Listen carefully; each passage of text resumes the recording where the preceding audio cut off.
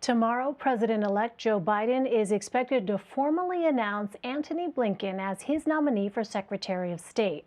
Blinken began his foreign policy career during the Clinton years and held the #2 post at the State Department under the Obama administration. There have been a number of significant foreign policy moves from the outgoing White House. On Sunday, Secretary Mike Pompeo wrapped a 10-day farewell tour through Europe and the Middle East. During the controversial trip, he became the first U.S. Secretary of State to visit an Israeli settlement in the occupied West Bank.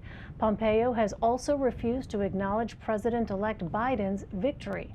For more on this, let's bring in CBS News State Department reporter Christina Ruffini. Hi there, Christina. So let's start with President-elect Biden's nominee for Secretary of State. This announcement has given this 2016 clip of Tony Blinken on Sesame Street some traction online.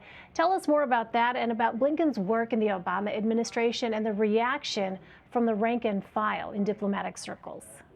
So Blinken is a known quantity within foreign policy circles, but he's kind of a quiet pick because I would venture to say most people outside Washington and most people outside Washington foreign policy have never heard of the guy. However, he is incredibly experienced. He's been around for a long time. And as you mentioned, because he had the #2 job under Secretary Clinton, he's seen as kind of an inside pick by career Foreign Service officers and diplomats who have felt very beleaguered and unappreciated under this current administration. The feeling at Foggy Bottom among a lot of people who've dedicated their lives to becoming experts in certain areas or certain countries is that expertise wasn't valued as much as loyalty to the Secretary of State or to President Trump.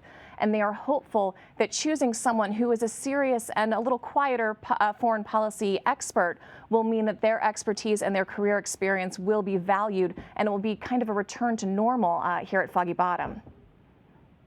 And Christina, this clip that we're talking about is seeing some increased attention. It's from a conversation he was having with Grover on Sesame Street. You know, the setting is somewhat humorous, but what they're talking about here is very serious, and it's the plight of refugees. Tell us a little bit more about that and what this clip would seem to suggest about policy here moving forward on this issue of refugees. I mean, look, it may seem frivolous and a little funny at first, but actually I find it perfect because that you can't think of a more dichotomous thing than seeing this secretary, the current Secretary of State. You can't picture Mike Pompeo having a conversation about the UN to Grover. If he did, he would probably complain that the UN was soft on Iran and that other member countries were behind on their dues, right? The other thing that's in this is you see Antony Blinken speaking very compassionately about the plight of refugees. And if you've been following it, this administration has lowered the cap of refugees to 15,000, which is the lowest in American history. And they haven't been friendly with immigration or with refugee policies with people trying to come into the country, right? They say it's a national security concern, and they've been very tough on those individuals. So I think this marks, even though it's an old video, it gives you a little bit of insight into his way of thinking, and watching him explain compassionately to a Muppet the plight of refugees and why they want to come to America or other countries and why the UN needs to help them is just a complete sea change when it comes to multilateralism and tone on policy. So on that point, Christina, in the past, Blinken and Mr. Biden's soon-to-be-announced National Security Advisor, Jake Sullivan, attacked President Trump for his America First approach to foreign policy.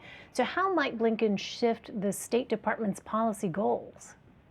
He is a fan of multilateralism. And look, President-elect Joe Biden has said he is as well. You know, he's talked about the Paris Climate Agreement, the JCPOA, which is the Iran nuclear agreement, which President Trump and Secretary Mike Pompeo tore up and have been huge opponents of, and said it was, not worth the paper it was written on. We should expect to see more of an affinity towards international relations, towards those coalition governments, towards informing allies before you make big policy decisions or withdraw troops from a country. One of the big complaints I've heard from embassies and foreign officials is that they're constantly finding out about foreign policy through the president's tweets. So the hope is this would be a more measured and a slower and a more multilateral approach to foreign policy than we've seen under the Trump administration. All right, well, let's talk about current Secretary of State Mike Pompeo. He just returned from a 10-day trip abroad. Where did he go, and what was the purpose of his travel and meetings abroad? So I think the where did he go is an easier question to answer than what exactly the purpose of this trip was. He started out last Friday. Friday evening, I believe it was, he landed in Paris. He had an entire weekend there with no events. The press didn't see him the entire weekend. There was a wreath laying he was supposed to do on Sunday that was rescheduled, we're told, because of rain. He had some brief meetings with his counterpart in Paris, Emmanuel Macron. The president kind of swung by, but the French made clear that those meetings were a courtesy and done at the request of Secretary Pompeo. He then went to Israel, where you saw he was the first Secretary of State, the highest-ranking American official to visit those controversial settlements. He visited a vineyard that had named a wine after him, and he also announced a policy that products that were made in those areas can now be labeled made in Israel, which is a change of policy. From there, he went to several Gulf states who've been making moves in recent weeks towards normalizing diplomatic relations with Israel, those Abraham Accords, which the Trump administration has been touted and has been successful in getting historically antagonistic governments to soften their stance towards Israel. And he finished up in Saudi Arabia, where there may or may not have been a meeting with the Israeli Prime Minister and Secretary of State Mike Pompeo and the Crown Prince. All right, so let's talk about that a little bit more. So on Sunday, reports surfaced that Israeli Prime Minister Benjamin Netanyahu held this secret meeting with officials from Saudi Arabia, and it happened just as Secretary of State Mike Pompeo was meeting with Prince Mohammed bin Salman. Now, the Saudis have denied any meeting with Netanyahu took place, but it would be significant, of course, for talks to happen at this level between the two nations. Christina, why might the Trump administration attempt to broker this relationship now? Look, one thing the Israelis are going to miss in the incoming Biden administration is there's possibly been no American administration that has been friendlier or more pro-Israel than the Trump administration. So there is this kind of running out the clock scenario where they're trying to get as many countries as they can to get on board with these Abraham Accords, to get these Muslim countries to normalize relations with Israel.